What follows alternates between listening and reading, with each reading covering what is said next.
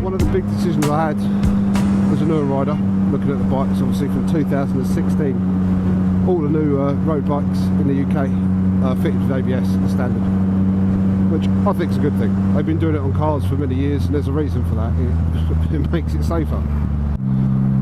But I've often seen it on quite a few of the forums discussed where the riders that have had their licence for many years and been riding for many years don't like the thought of this ABS or traction control systems. They say it's too intrusive when you're riding, and they haven't needed it for years, so why fit it now? And it's ruining a bike. Not only is it ruining a bike, it's preventing new riders from learning the art of braking correctly and obviously throttle control.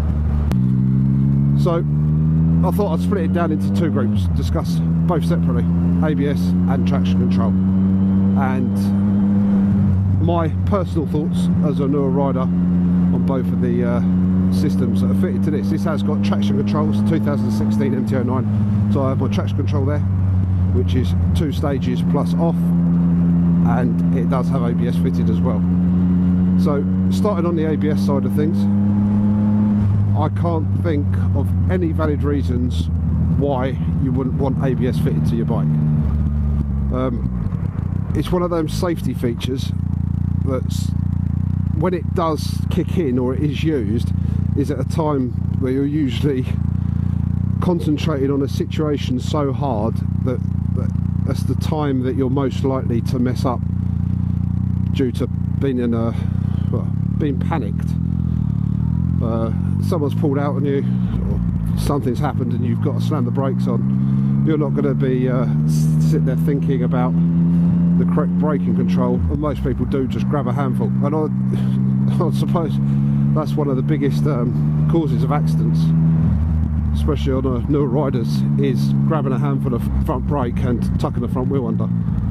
So anything that reduces the chance of that, with me, is all good. What are you doing, you cock?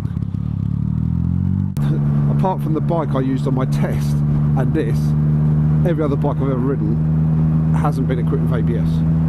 So learning to ride a bike with the ABS was the biggest mental challenge I've ever had riding a bike, because when we did the module 1 training, what they did is took half hour out of the day to get us used to it, set out a little coned area. It's not part of your test or anything, or your training towards your test.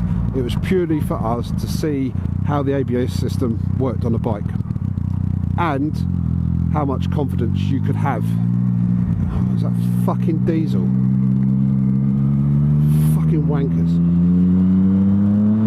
Yeah, basically it was there to build confidence and show you the ability of ABS. And they had us accelerate up to 40 miles an hour across the car park, a small code area, probably 2.5, 3 car lengths long, and just grab a fistful of front brake as hard as you could and stand on the rear brake at the same time.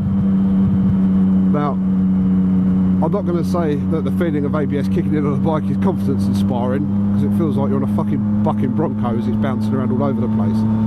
But the front wheel didn't tuck under, the bike stayed in a straight line, and I stayed stood upright and stopped stood upright. Now, it feels wrong grabbing a handful of brake that hard. Even like limited road riding that I've had, I know from riding in previous years, it's a bad thing and it's not ever going to end in anything nice. So to have that little safety net and knowing that in a panic situation on the road, I got it wrong and panic braked that little bit too hard, that I'm more likely going to be staying upright on the bike than I am skidding into the side of a car or whatever else was pulled out in front of me. Why the fuck would that ever be a bad thing? It's only got to be a good thing. There's no, I don't get the negative mindset towards ABS on bikes. Now, I understand that if you have been riding many years and they like to quote the rider skills that you had to build up and gain from riding a bike with no ABS or traction control, that they learn how to brake properly without the safety net of ABS there. Now, when they were learning to brake, they first got on that non-ABS equipped bike, in the back of their mind, that fear that you're going to tuck the front wheel under is always going to be there if you lock up the front end. They're telling me they went out on their road bike for the first day after passing their test, and they could pull that brake to the absolute limit of just before locking up the front wheel in an emergency situation every time. They're talking shit. No, that takes hours upon hours in the saddle riding for you to learn your bike and learn what the limitations are of every aspect of riding, but especially the braking. And it's one of those things that if you pushed it just past the limits of what your bike's capable of, it's going to end badly for you. So it's nothing that anyone goes out of rushes is to say, oh, my bike's capable of locking up the front end, let's see how hard I can push it before it'll do it. Oh yeah, I found the limit, I've just thrown myself down the fucking road. It's bollocks. No one's ever going to do that.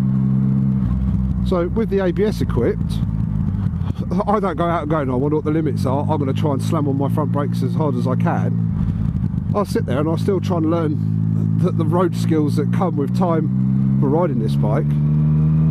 But it doesn't even come into your mind that the ABS is there. I don't sit there and go, oh shit, a car's pulled out, I'm going to slam the brakes on, I'm fine, I've got ABS.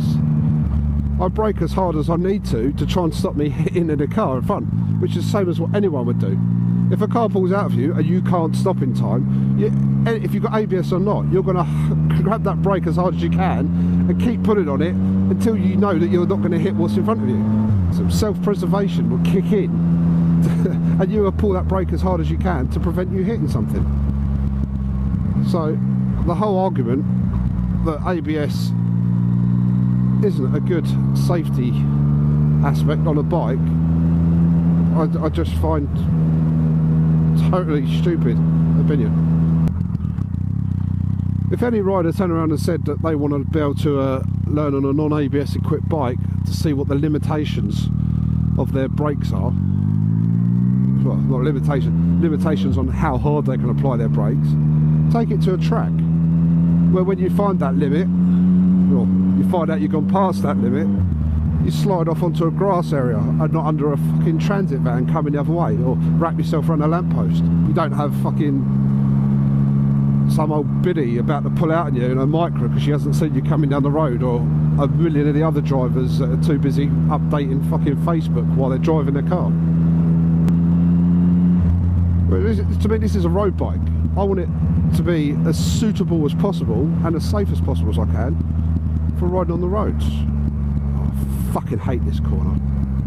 It's just probably the shittest fucking corner. Wrong camber, and I look like a complete fucking noob going around it every time, no matter how much I try. I chose the 2016 purely based on ABS and also the traction control. Now,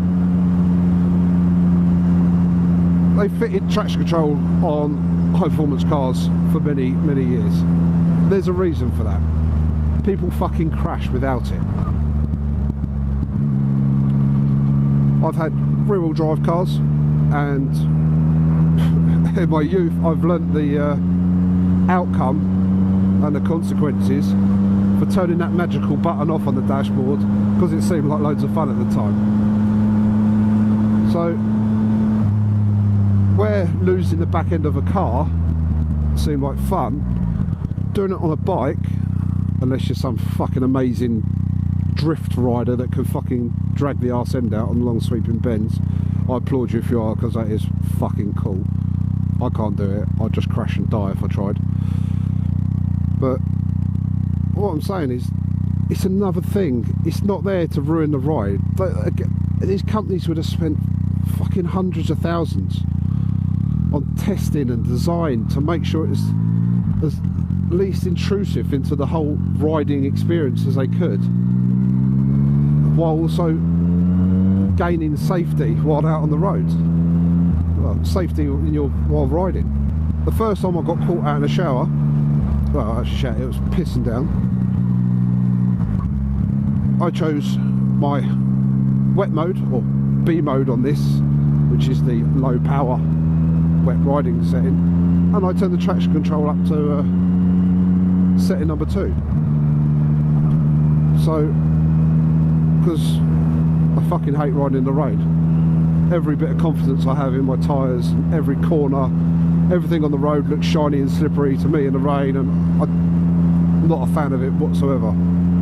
So, fuck off, Waze. I found by setting it to level 2 on the traction control, I would decrease my chances of losing traction on a corner, being the super intrusive system it is on setting 2, and therefore hopefully that would stop me spinning the back end out and sliding down the road like a fucking tool. Fucking typical. I decided to talk about ABS and traction control, and it fucking rains. So I can turn it off on this, so I don't know anyone can ever motor. It's got to be, you must, even the most experienced riders, if it was pissing down, you got stuck out somewhere, really cold weather, how can anyone say it's not nice to have an option to turn something on that could potentially stop you losing it on cornering?